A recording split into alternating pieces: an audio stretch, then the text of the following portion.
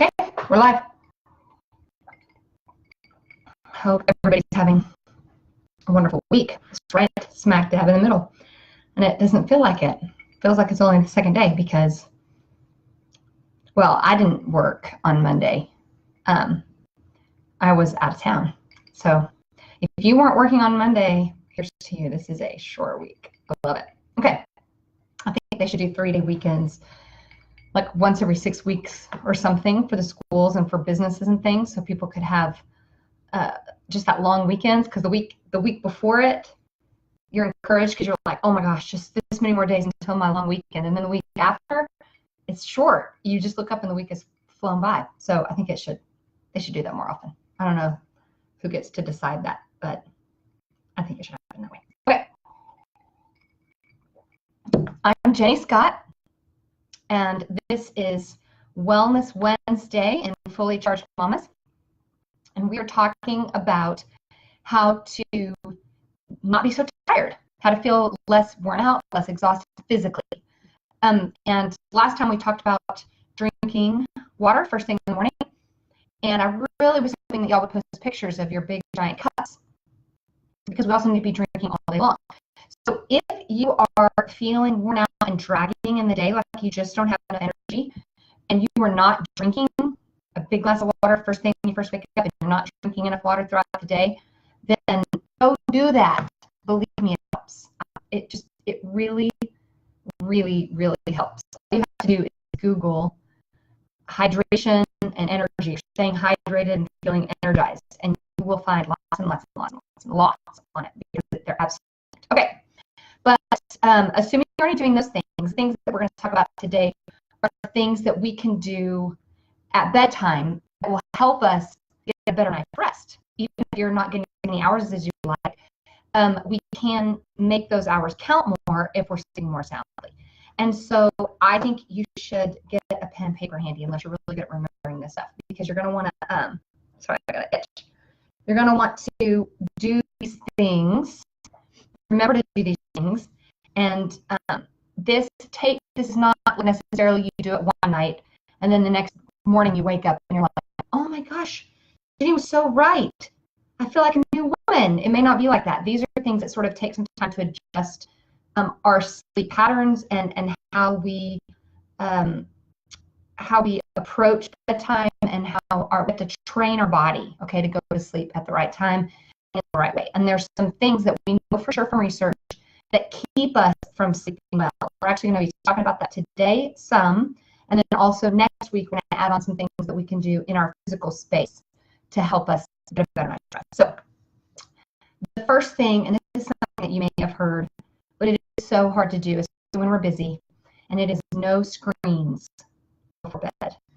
Now, I have read as much as 2 hours before bed you should not do any screens whatsoever, but many of us, the only time for us to watch the news, the only time for us to check our Facebook, the only time for us to text with our family or our friends, whatever, is in the evenings, like within 2 hours of bedtime. So, but as much as you can push that back, if you could give yourself, like right now, let's say you're checking your phone as you're laying in your bed, or I sometimes will send messages to someone or whatever as I'm laying in bed, or if you're checking your Facebook, or you're laying and you're scrolling through Facebook at night before bed, or if you're laying in your bed and you watch a movie right before falling asleep, if you're doing any of those things, you're getting screened immediately before falling asleep, try so hard to push that earlier before you like go in your room, for example. So we got to push it back. If you're already pretty good about not using devices, we really should not be using our screens at all in our bed.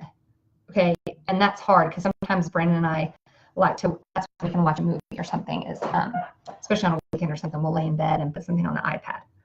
So anyway, I'm sorry, I've got an itch. Okay, so anyway, moving screens away from bedtime. So take time to the more disciplined you are with this, because there's absolute research that shows that the screens, the lights from the screens, lighted screens, even the television in the TV room, it disrupts our going to sleep processes. Like our bodies are, we have our circadian rhythms, which are adapted by light. and it's adjusted by light. And so when we have this artificial light in front of us, then it can disrupt that. Okay, so just believe me, push it back.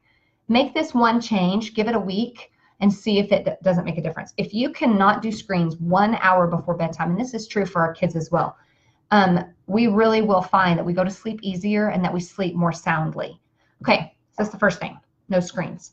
Okay, the second thing that is really important is to establish a bedtime routine. And this bedtime routine is going to look different for everybody. It could involve taking a bath. It could involve drinking a cup of hot tea. It could involve reading a book, not on a lighted screen, but like a paper book or on like one of those Kindles that look like a book. It could be journaling, and I'm going to talk about that in just a second. But it's something that you set up that you're going to do every night before you go to bed that is the same every single night. Okay, so and you can, I don't know how much time you have between like putting the kids. Sometimes I've still got a kid awake when I'm going to bed, so it's a real challenge for me to do any kind of bedtime routine. That routine gets messed up all the time. But whenever I do and I can stick to a routine, then it triggers the body to know, okay, it's time to wind down. It's time to go to bed. This is what I do before bed. I highly suggest drinking a cup of tea. There's like sleepy time tea, chamomile tea, things that those herbal teas really do help our bodies relax. It's a real deal. It's absolutely medicinal. I recommend staying away from all kinds of like Benadryls or sleeping pills or anything. Although lavender oil, there's lots of natural things that we can do that we can incorporate into our bedtime routine. Reading a book, reading something that helps you relax. Like for example, I can't read nonfiction, like nonfiction books that make me want to be a better person. I can't read that before bed. Even the Bible, I've been, my husband no longer permits me to, because I read it and then I'm like, honey, did you read this? Or da da da da, and it just stirs me up. So I have to read a fiction book. But my husband, he's the opposite. Okay, so he can't read fiction because he wants to just keep up and keep turning the pages. So he doesn't read fiction before bed, and I don't read nonfiction before bed. But whatever it is that works. And then like getting in bed at a certain time each night, establishing that time, getting on your pajamas, washing your face, brushing your teeth, getting your cup of tea, climbing in the bed, turning on your light, sitting down, reading for a little bit. I'm just saying the things that I do, but the idea is that you pick a routine. Okay, now one part of that routine that's super helpful for a whole lot of people, if you find yourself lying in bed and you are just thinking and your mind is just and it can't settle down, one really, really, really effective thing that you could do is called a brain dump.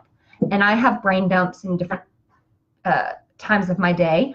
But a bedtime brain dump, you just keep a journal or a notebook or a spiral or a piece of notebook paper, whatever, next to your bed. And then whatever it is that's like whirring through your head, you just journal that out, that you just write it out. If it's a to-do list, sometimes when I'm thinking of all the things I've got to do tomorrow, or if I've got things I need to be reminded of, or maybe I'm playing over a conversation that I had in my head that I wish had gone differently, and I'm playing that over and over again in my head, or something I want to remember to talk to Brandon about, or whatever. You could just write it down, journal it, get it on paper, and there's this psychological thing that happens that once you put it on paper, then your subconscious kind of gets the idea that you're not going to forget it, that it's on paper, and you can let it go. It is incredibly helpful. So if you find yourself, your mind going crazy at night before bed, do that, okay? Do a brain dump. Okay, so, and that brain dump may be part of your bedtime routine. So those are the three things that we're going to work on this week. Really, if you have not watched the video about being hydrated, and then go watch that video, or you could I'll just tell it to you real quick. Drink a big glass of water first thing in the morning, like very first thing, and then make sure you're getting enough fluids all day long. Those are so important to feeling energized. And our body just needs to be hydrated. And then these three things tonight that you're going to start tonight, which is reducing screens before bed as much as possible, pushing it farther away from your bedtime, so closer to your day and farther away from bedtime, setting up a bedtime routine, and then doing a brain dump where you write down whatever it is that's on your mind.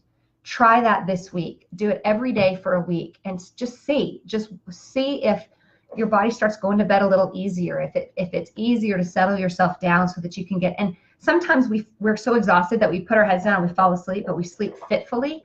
And that a lot of times has to do with our environment. So we're going to be talking about that next Wednesday. So let me know. Let me know if you do any of these things. If you are already incorporating any of these things into your lifestyle, then please make sure and let me know. Comment, make a post about it. Tell us how it works for you.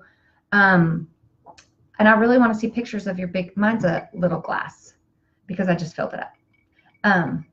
But I have this was my glass from earlier, big glass. Finished it, little glass. So anyway, post your glasses for staying hydrated. Make some changes to your bedtime routine. I said this last video, I'm going to say it again. If you or I resist when someone gives us, like if we have a problem, whatever that problem might be, and we let people know or let someone know what our problem might be, and someone offers us a solution and we immediately, no, that won't work. That doesn't work because, and we're not open-minded, that is not wisdom. At least be open-minded about making some changes, because if we don't do anything different, then nothing will ever change. Okay, here is to feeling more rested, getting a better night's sleep starting tonight, and we will talk more later this week. Bye.